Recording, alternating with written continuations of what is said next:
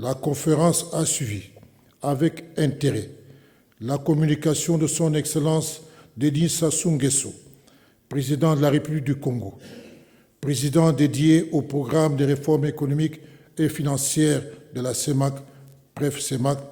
sur l'état d'avancement de la deuxième génération du programme. S'agissant du volet social, le président dédié a présenté le nouvel axe dans la matrice des réformes communautaires porté par le nouveau programme de coopération Banque mondiale, CEMAC, pour le développement du capital humain en Afrique centrale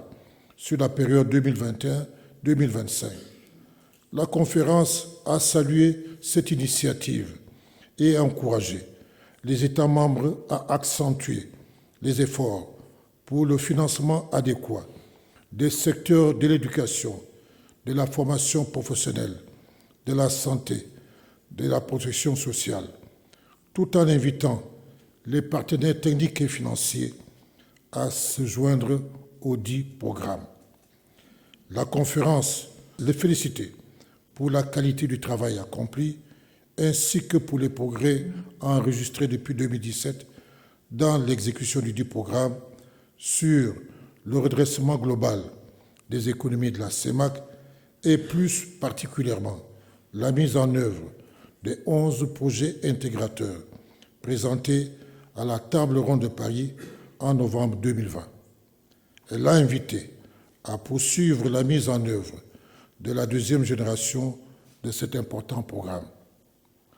Au titre de l'Union monétaire de l'Afrique centrale, la conférence a reçu le rapport conjoint du gouverneur de la BOAC et du président de la Commission sur la réflexion ouverte sur le cadre et les conditions d'une nouvelle coopération monétaire avec la France. Elle a suivi l'exposé irrélatif du gouverneur et lui a prescrit, ainsi qu'au président de la Commission, d'élargir la réflexion au ministre en charge des Finances et de l'Économie et de lui remettre les conclusions conjointes à brève échéance, en planifiant, suivant un échéancier précis, des mesures à prendre à court, moyen et long terme. En outre, elle a suivi la présentation de l'analyse et perspective de la crypto-monnaie dans la sous-région faite par le gouverneur de la BEAC. La conférence a réaffirmé son attachement aux dispositions de l'article 6 de la Convention régissant l'Union monétaire de l'Afrique centrale sur le cours légal et pouvoir libératoire de la monnaie dans la communauté. Elle a encouragé la BEAC, en collaboration avec les autres régulateurs communautaires, à poursuivre les réflexions déjà engagées en vue d'élaborer un cadre légal et réglementaire des activités relatives à l'émission et à la gestion des crypto-actifs, ainsi qu'à la régulation des fintech et proposer, le cas échéant, des solutions alternatives crédibles. Au titre de l'Union économique d'Afrique centrale, la conférence a suivi la présentation faite sur l'étude menée sur la stratégie d'import-substitution des produits de cru de la CEMAC par le président de la Commission et l'a adoptée. Elle a exhorté les États membres, les institutions sous-régionales, les partenaires techniques et financiers et les opérateurs économiques à faire de la stratégie un enjeu majeur en s'appropriant son plan d'opérationnalisation. À cet effet, elle a instruit le président de la Commission de mettre en place une structure communautaire de contrôle de qualité des produits du cru de la CEMAC et s'assurer des mesures de facilitation de la circulation des dits produits, notamment par la mise en place effective des postes frontières. Concernant le cadre institutionnel de la CEMAC et en application de la décision de retour de la Commission et de l'École inter-État des douanes à leurs sièges respectifs et tenant compte de l'amélioration des conditions sécuritaires en République centrafricaine, la conférence a instruit la Commission de déclencher le processus de retour à Bangui à très court terme. Au sujet des activités des organes de la communauté, la conférence a suivi les rapports présentés respectivement par le président de la Commission, le gouverneur de la BEAC et le président de la B2AC. Le président de la Commission, après avoir rappelé le contexte qui a marqué la période quinquennale écoulée et impacté le fonctionnement de la communauté, a présenté les principales avancées du processus d'intégration de la CEMAC obtenues entre novembre 2017 et fin 2022. Il a précisé que l'essentiel du bilan des activités accomplies au cours du dernier quinquennat a porté sur la gestion macroéconomique des États membres, le développement du capital humain, la mise en œuvre des programmes dans les domaines de la santé publique, des infrastructures, du développement industriel, des mines, du tourisme, des télécommunications, de l'agriculture, de l'élevage, de la pêche et de la sylviculture. La conférence a pris acte du bilan présenté et félicité le président de la Commission, la vice-présidente et l'ensemble des commissaires pour les acquis obtenus. Le gouverneur de la Banque des États d'Afrique centrale a présenté l'évolution récente du système financier sous-régional et les mesures prises avec le soutien de la communauté financière internationale, des États membres et des institutions de la CEMAC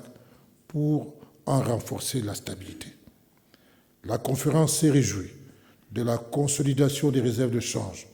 grâce à l'application effective de la réglementation des changes. Elle a félicité la BEAC et l'a encouragée à poursuivre et renforcer l'application de la dite réglementation à tous les secteurs d'activité, notamment aux entreprises du secteur extractif, en vue de favoriser la consolidation de la position extérieure des réserves de change de la CEMAC. À cet égard, la concurrence a engagé le gouverneur de la BEAC, le président de la Commission, les ministres sectoriels concernés et ceux en charge des finances, ainsi que toutes les parties prenantes, à poursuivre et conclure les négociations autour du rapatriement des recettes d'exportation. Elle s'est satisfaite de la poursuite par les États des programmes conclus avec le Fonds monétaire international en vue de libérer le potentiel de croissance de la sous-région en créant plus d'espace budgétaire et monétaire. Le président de la B2AC a informé la conférence de l'adoption du nouveau plan stratégique 2023-2027 qui s'articule autour des 3 axes suivants. Premièrement, contribuer fortement à l'intégration économique régionale, au développement durable et à l'amélioration des conditions de vie des populations. Deuxièmement, renforcer et diversifier les ressources financières de la banque. Et troisièmement, transformer et moderniser la B2AC. Il est prévu, sur la durée du plan stratégique, une prise d'engagement d'environ 1 700 milliards de francs CFA pour le financement des infrastructures d'intégration régionale, des projets de diversification de l'économie et d'inclusion financière des populations. La conférence a salué les perspectives envisagées et a encouragé le président de la B2AC dans l'exécution du dit plan. S'agissant des notes d'information, la conférence a été tenue informée des faibles performances du mécanisme autonome de financement de la communauté par la taxe communautaire d'intégration TCI. Elle instruit les ministres en charge des finances de s'acquitter du paiement des arriérés dus dans le respect des dispositions du texte régissant ce mécanisme. La conférence a suivi la communication de son Excellence Mahamat Idriss Déby Itno, président de la République du Tchad, relative à un appui de la CEMAC à la candidature de son pays au poste de directeur général de la SECDA. La conférence l'a assuré de son soutien sans condition. Par ailleurs, la conférence l'a félicité pour la qualité de la conduite de la transition et l'a encouragé à poursuivre la mise en œuvre du processus jusqu'à son terme.